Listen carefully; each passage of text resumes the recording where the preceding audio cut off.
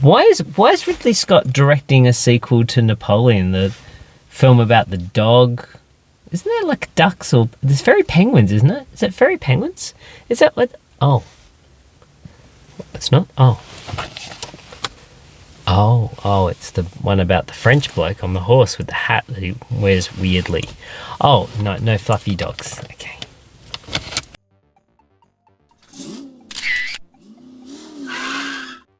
Good evening, it's Adam here again with another quick instant movie review for you. So tonight I caught the brand new Ridley Scott film called Napoleon. Well, what's this one all about? Well, this is the story of the military commander Napoleon Bonaparte and his origins and his swift and ruthless climb to being an emperor, all viewed through the prism of an addictive and often volatile relationship with his wife and his one true love being Josephine. Now, this film stars Joaquin Phoenix and Vanessa Kirby and is directed by Ridley Scott from a screenplay by David Scarpa. Now, David Scarpa is also responsible for doing the screenplay for All the Money in the World, which was the very controversial film with Kevin Spacey, which actually got redone with Christopher Plummer. Lots of reshoots in that film, and is also going to be responsible for Gladiator 2. Once again, Ridley Scott is working with his DOP, Dariusz Wolski, the Polish DOP, and this is for Apple TV Plus, is doing this distribution of this along with Columbia Pictures. So this film is a $200 million epic that was shot in Malta and all around the UK. And Joaquin Phoenix he's playing a lot of different roles in this. Vanessa Kirby was brought in at the last minute after Jodie Comer had to pull out, unfortunately.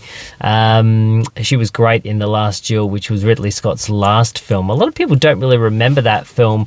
It had Adam Driver and Matt Damon in it. It was actually a really interesting film. It was released sort of during COVID that everyone was going, oh, is this even going to come out?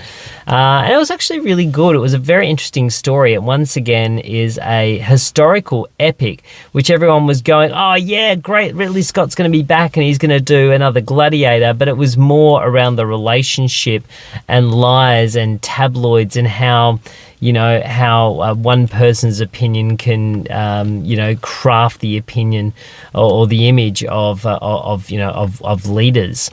And pretty much that's what we get in this film. This, once again, is a thought pattern of Ridley Scott's back, and he's got Joaquin, oh my God, the guy who did Gladiator with him in 2000. Oh, there's going to be some huge bloodshed, there's going to be some epic moments, there's going to be all this and all that.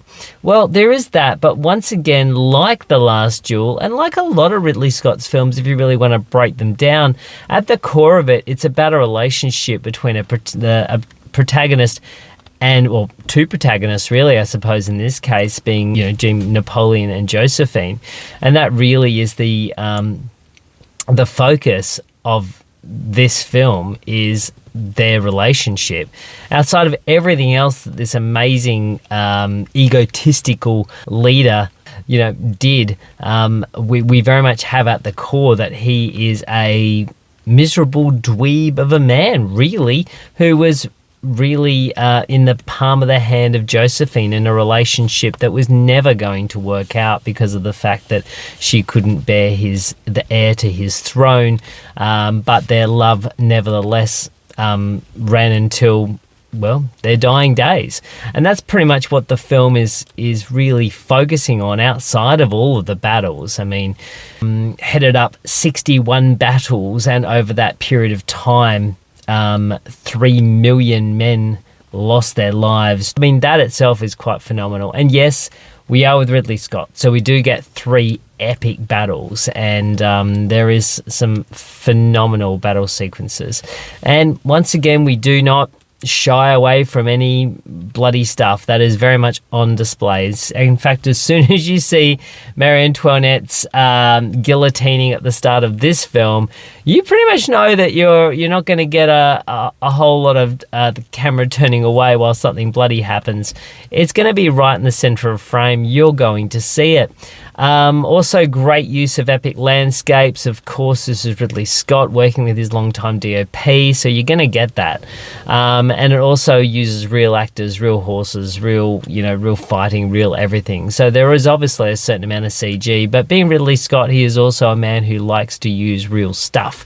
So yeah, I mean, this is a guy who's 85 years old who's making a huge sweeping epic.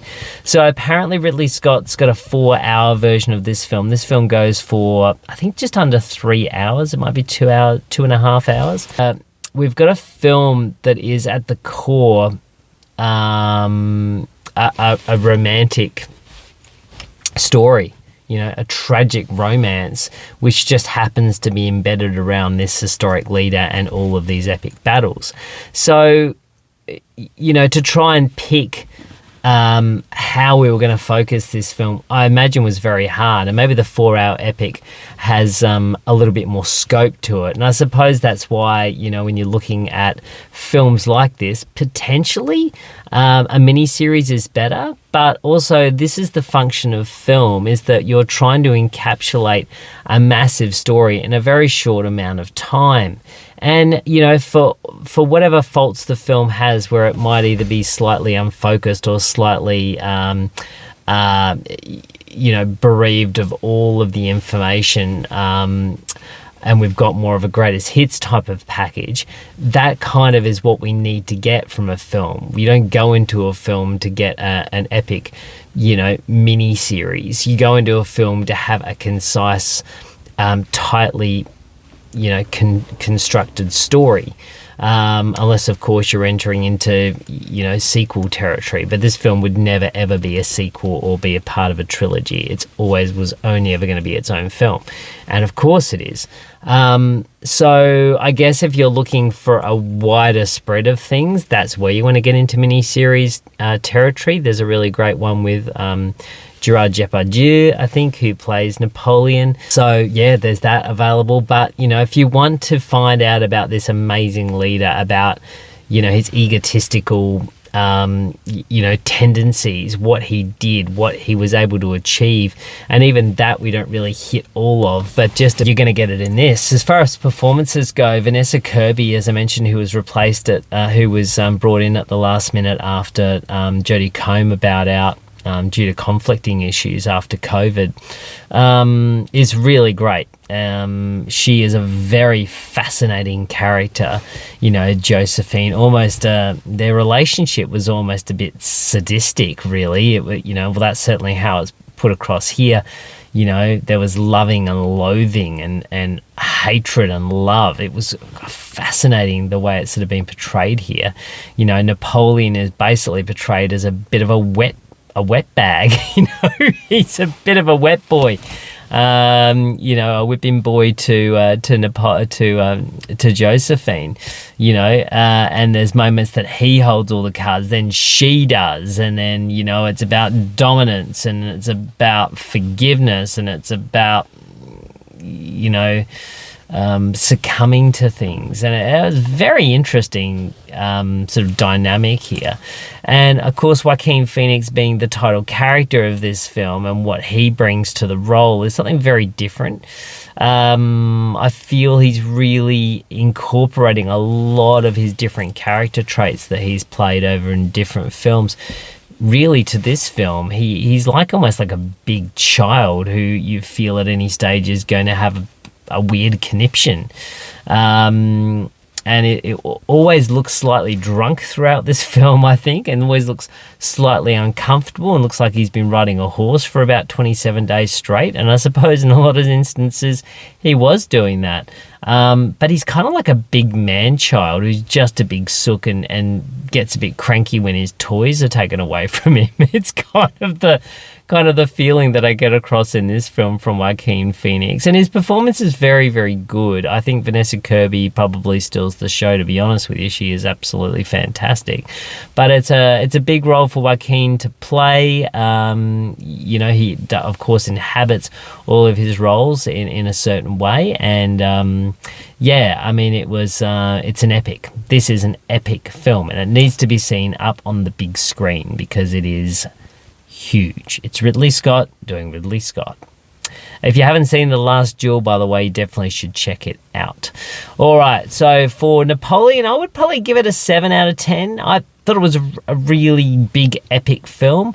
I thought Vanessa Kirby was great. The story is interesting, how it plays on more of the romance, soap opera type of thing. And I feel like the 4-hour cut of this film might expand some of the stuff that feels a little bit swept under the carpet. But there it is. Napoleon.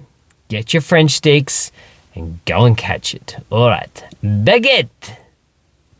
Actually, forget baguette. Good night.